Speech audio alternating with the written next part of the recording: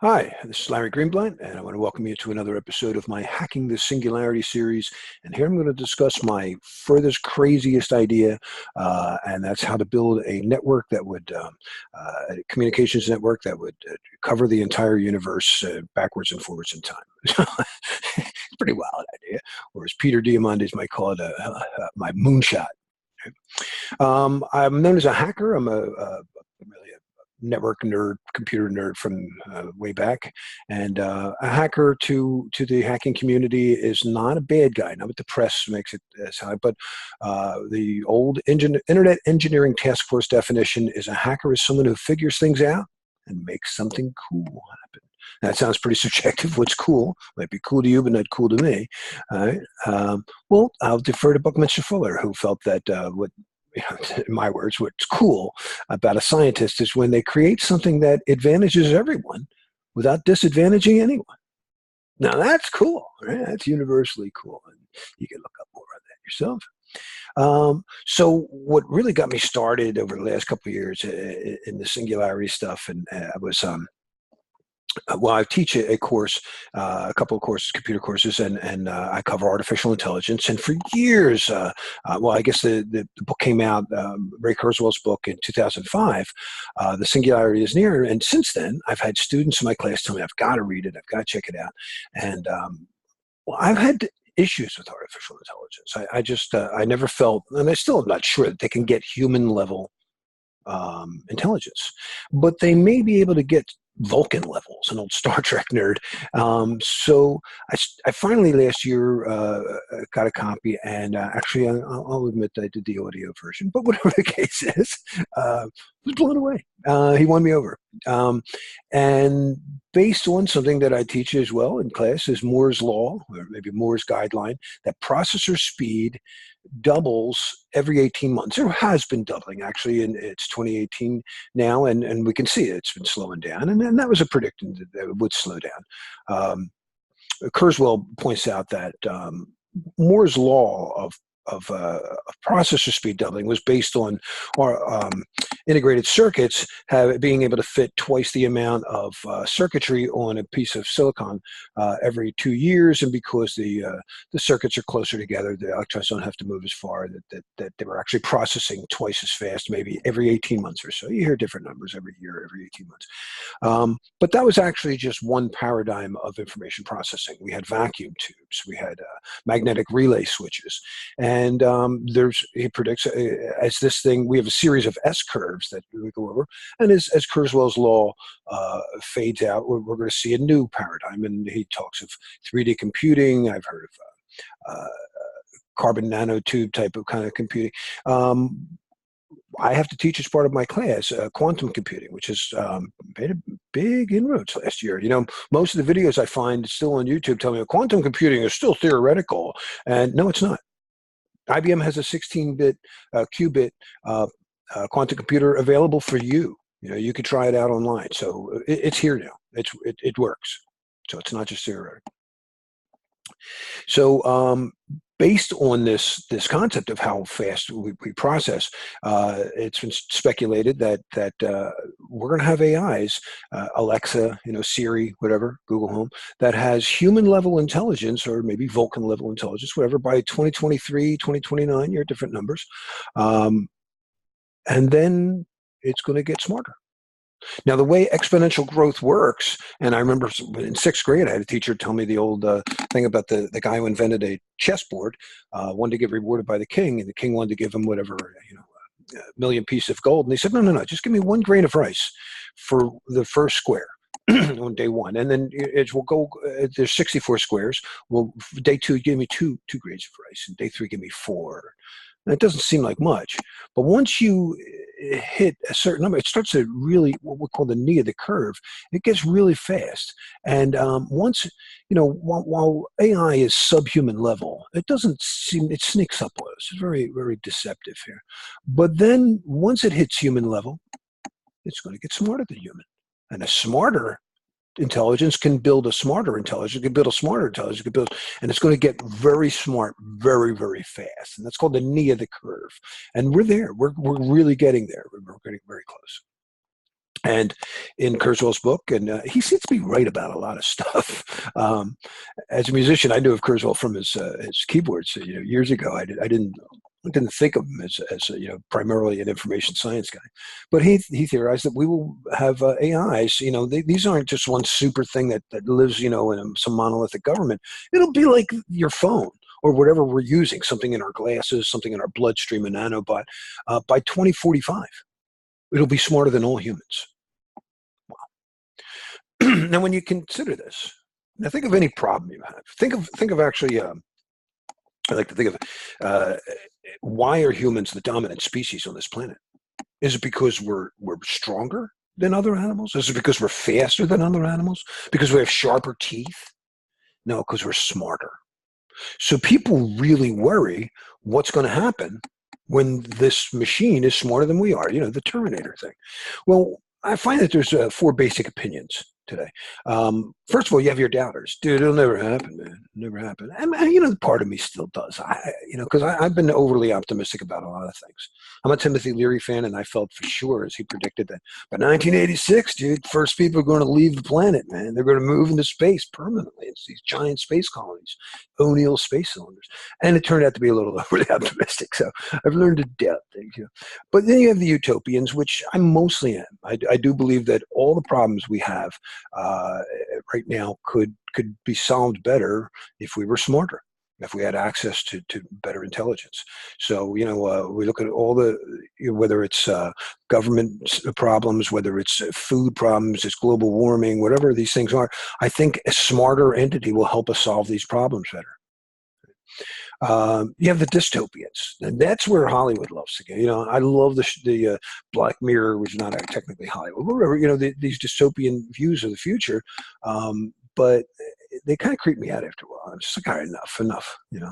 I remember reading one of the great things that Steven Spielberg did with E.T. It was like the first time the aliens weren't here to kill us. But most of the opinions, including my own, uninformed. There's a lot more work to be done here.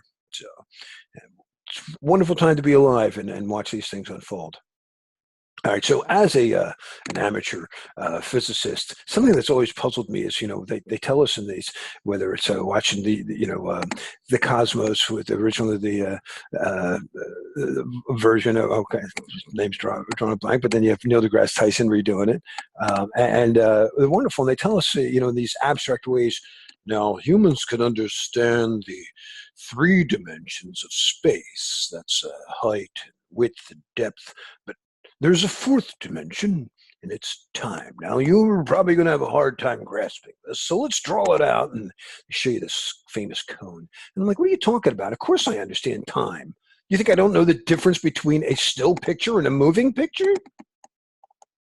When they talk about 3D movies, no, they're not. They're 4D. Photographs can be 3D, and I built this Google Cardboard. If you want to get into some 3D photography and stuff, this is really fun. They're also 360 because of the gyroscopes and the motion sensors. So you build this thing and you turn your head around, you see other views. It's pretty cool. So you got 360 and 3D views because of the 2 views for your eyes, right? 2 eyes, you see 3 dimensions. 1 eye, you can only see 2 dimensions, but you actually can see a 3rd dimension. I saw a cat was blind in 1 eye, but it was really good at depth perception. And it's because things are moving. So with time, you can see a 3rd dimension. So with 1 eye, well, if you have 2, you can see movies are 4D. So I keep thinking about this. And I also think about something else I have to talk about, quantum computing. Quantum computing is part of my class. It's a part of this, maybe possibly the 6th paradigm that Kurzweil predicted. And what's basically, usually when you Google something on quantum computing, you find out about qubits.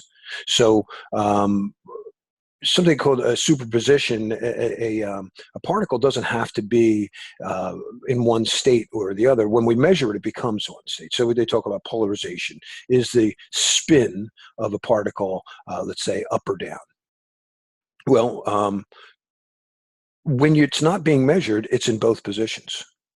Now, I don't want to get too far down this. You want to go down and Google more on superposition and qubits. But the idea is, if I wanted to store information in classical bits, and if I have whatever 8 bits, I would have 256 possible combinations. But once I store information, it's one state.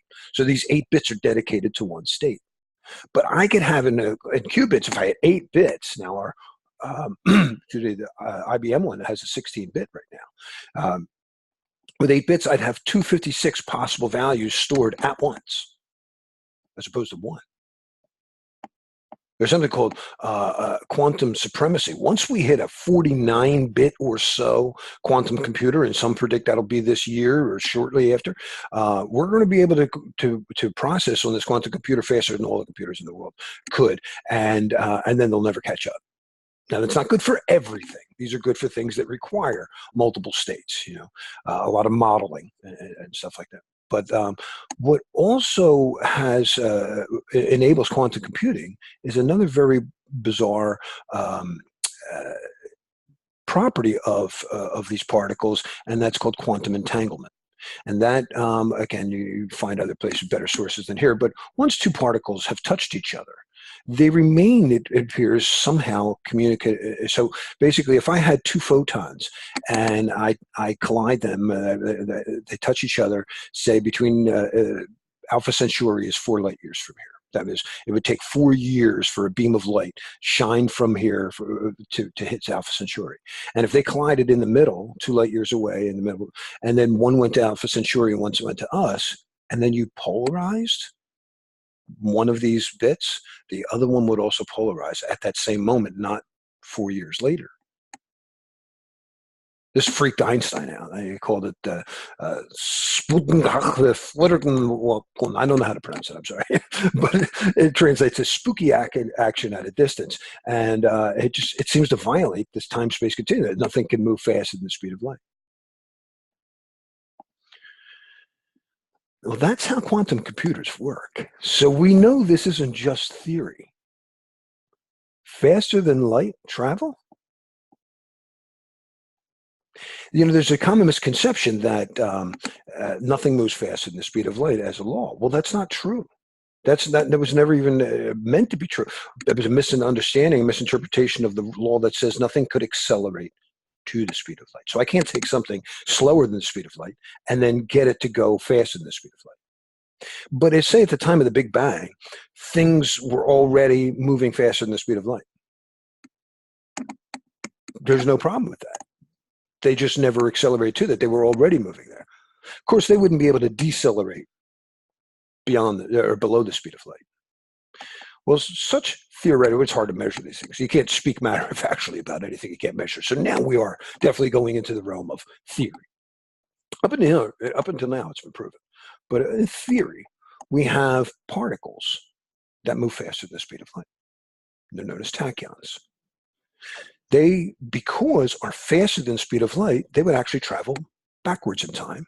And there's a theory that you could use these tachyons to cause effects previously in time, and it's called retrocausality.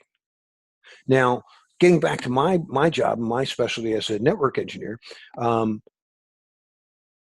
of the greatest inventions of the 80s that elevated anybody working in networking at that time was the ability to connect your network to another network.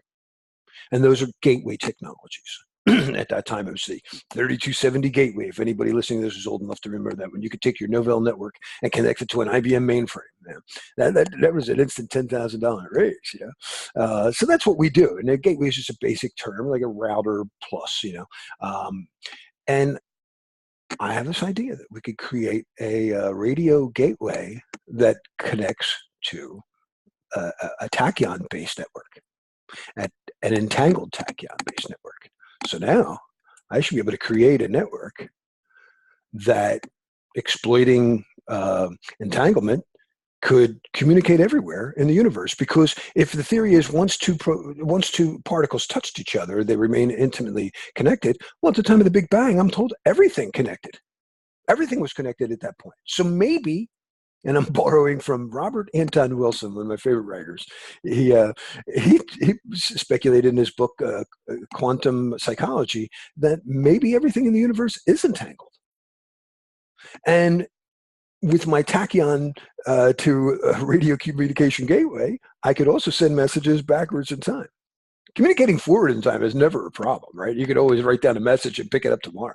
And I go, oh yeah, that's how you remind yourself.